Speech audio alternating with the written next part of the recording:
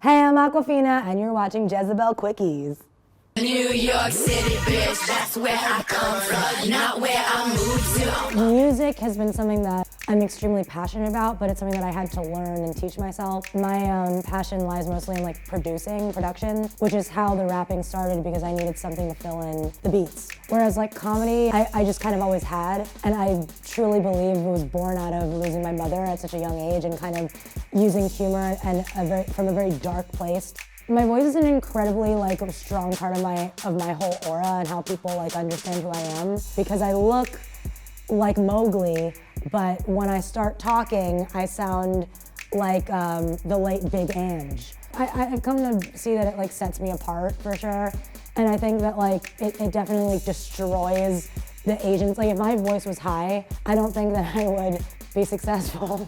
Now I got a talk show where it gets awkward. I think the really cool thing about Tawk in general is Astronauts Wanted is the company that essentially was just like, whatever you want to do, you can do. I'm doing this thing where it's like this.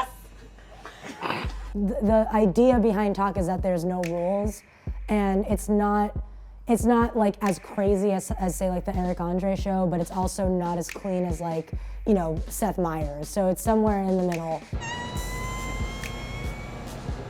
That brings us to our next segment. There is a generation of people that I think are going to be running various parts of the entertainment industry.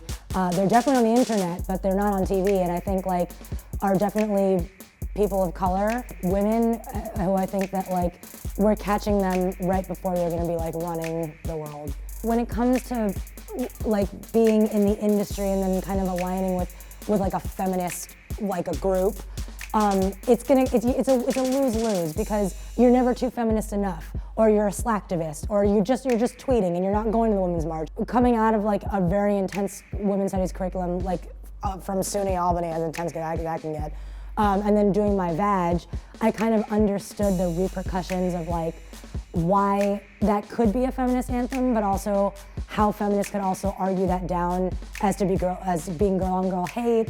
I understood like the firestorm that could come with kind of being labeled or being branded as a militant feminist, which I didn't want, not because like I'm not, but also because my vag, I have a vagina, you know? So I wrote that song because I have a vagina, and that's what I wrote about, you know? But like I'm also not gonna be like, I'm like not a feminist, because I love my boyfriends.